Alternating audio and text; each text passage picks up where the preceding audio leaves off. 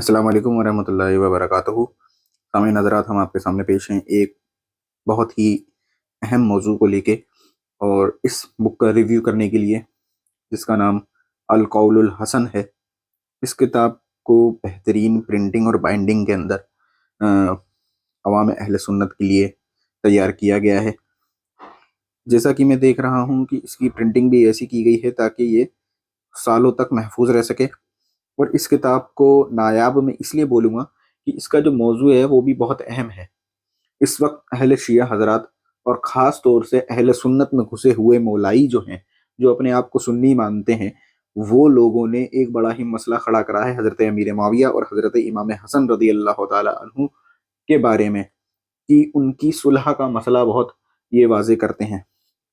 اسی کے اندر وہ پروپیگنڈے کرتے ہیں اور کہتے ہیں کہ یہ شرائط تھی جو کہ حضرت امیر معاویہ رضی اللہ تعالیٰ عنہ نے نہیں مانی، اور پھر ان پہ جو ہے طعن و تشنیع کا بازار گرم ہو جاتا ہے۔ اسی تناظر کو پیش کرتے ہوئے یہ بہت ہی ضخیم کتاب ہر پہلو کو جانچتے ہوئے صلح امام حسن رضی اللہ تعالیٰ عنہ کے اوپر ہوگی۔ یہ کتاب کے اندر سب سے بڑی بات جو صحیح احادیث کے اندر مروی ہے کہ حضور علیہ الصلوۃ والسلام نے فرمایا امام حسن کے بارے میں کہ میرا یہ بیٹا سید ہے، اور عنقریب یہ مسلمانوں کے دو بڑے گروہوں میں صلح کروائے گا۔ تو اس حدیث کے تناظر میں اس کتاب کی جو اہمیت ہے وہ اور بڑھ جاتی ہے۔ اس کتاب کی فہرست کو اگر میں دیکھتا ہوں تو تاریخی روایات کے قبول کرنے کے جو اصول ہیں اس کے اوپر بہت ہی بہترین طریقے سے بحث کی گئی ہے، اور یہ والی بات بتائی گئی ہے کہ تاریخی جو روایات ہوتی ہیں ان کو قبول کرنے کا جو طریقہ ہے، اصول ہے، وہ کیا ہے۔ اگر آپ اس اصول کو سمجھ جاتے ہیں تو اہل تشیع کے کم سے کم 85 سے 80% جو ان کے اعتراض ہیں وہ ختم ہو جائیں گے۔ اہل تشیع کی پوری روایات دلیل جو ہے نا، وہ صرف اور صرف تاریخی کتابوں پر مبنی ہے۔ یہ میں اپنی ذاتی رائے آپ کو دینا چاہوں گا کہ اس کتاب کو جب آپ پڑھیں گے تو آپ ان اصولوں کو جان لیں گے جو کہ تاریخی روایات کو قبول کرنے کے ہیں، اور ان کے اس فتنے سے آپ بچ جائیں گے، اور آنے والے عنقریب بہت سے ایسے فتنے ہیں جن سے آپ بچ جائیں گے، اور خاص طور سے اس مولائی فتنے سے آپ بچیں گے جو ہمارے بیچ اس وقت گردش کر رہا ہے۔ اس کے آگے تقریباً 150 صفحہ 125 پیجز کی اس کے اندر اس بحث کو لیا گیا ہے۔ اس کے بعد القول الحسن فی جواب کتاب صلح امام الحسن، یہ والی بات جو ہے بہت ساری جگہ امام احمد رضا خاں فاضل بریلوی رضی اللہ تعالی عنہ نے فتویٰ رضویہ شریف میں روشن کری ہیں صلح امام حسن حضرت امیر معاویہ کے مابین۔ بہت سے مقام ایسے ہیں جہاں پہ آپ نے یہ والی بات ذکر کری۔ سورۃ الحدید کا نزول، فتح مکہ، ابن جریر طبری اور ان کی حیثیت روایت کیا ہے، پھر حضرت مقداد کے بارے رضی اللہ تعالیٰ عنہ کے بارے میں، پھر حضرت امیر معاویہ کے قبول اسلام اور اسلام نہ ظاہر کرنے کی بات، پھر امام حسن کا صلح کے بعد بیعت کرنا، اور اس کے بعد قاتلین عثمان کو سزا دینا، اس کے بعد سیدنا عمر فاروق رضی اللہ تعالیٰ عنہ پر عمل کرنا، سیرت حضرت عمر فاروق رضی اللہ تعالیٰ عنہ پہ عمل کرنا، ابن خلدون کا قول، پھر اس کے بعد خلافت کی اقسام، خلفائے راشدین کے بعد سب سے بہتر حکمران کون تھے، اس کے بارے میں بھی اس کے اندر بہت ہی ڈیٹیل جو ہے گفتگو آپ کو ملے گی۔ حضرت ابو سفیان نے مجبوری میں اسلام قبول کیا، کیا یہ واقعہ صحیح ہے یا غلط ہے، اس کے بارے میں حضرت یزید بن ابی سفیان کو جو ہے اہم جو ان سے عہدہ ملنا تھا اس کے بارے میں، حضرت عمر فاروق کے دور میں امال کے بارے میں، حضرت علی کرم اللہ وجہہ الکریم کے دور کے امال کے بارے میں۔ اسی طریقے سے کیا بیعت دلالت کہنا صحابی سے ثابت ہے، کیا امام حسن و حضرت امیر معاویہ رضی اللہ تعالیٰ عنہ کی بیعت کراہت پر مبنی تھی، کیا حضرت سیدنا علی رضی اللہ تعالیٰ عنہ کا حضرت امیر معاویہ کو گورنری کے بارے میں رائے جو دینا تھا وہ کیسا تھا،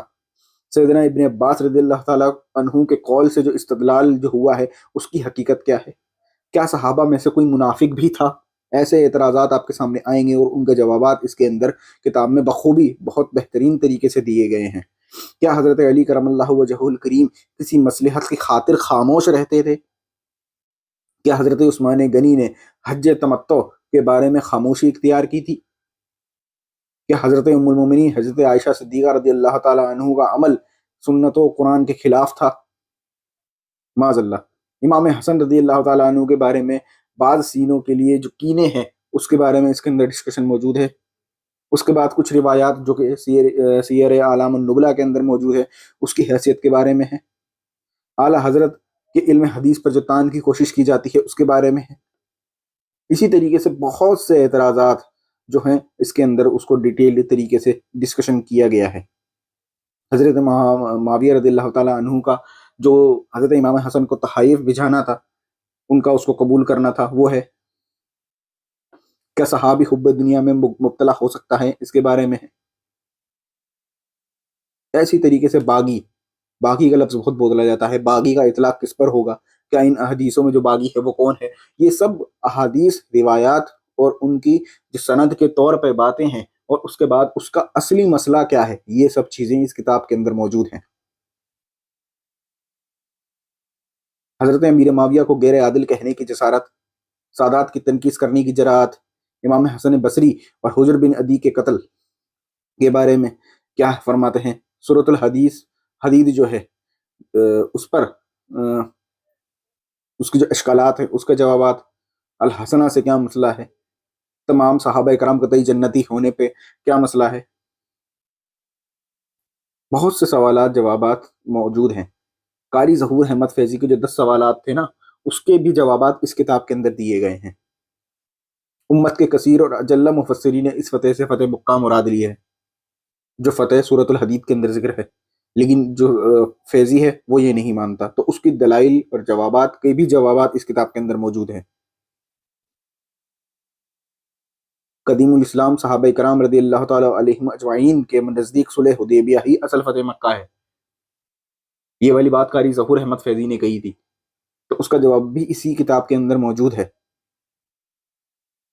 اور بھی بہت سے سوالات کے جواب، فتنہ خوارج کے بارے میں ان کے سوالات کے جوابات، حضرت وحشی کے سوالات کے جوابات، ان کا صحابی ہونا، اہل سنت کے نزدیک کیا عمل ہے، اہل سنت کے نزدیک کیا ان کی وضاحتیں ہیں، غیر سابقین صحابہ کا اصحابی میں شامل ہونا،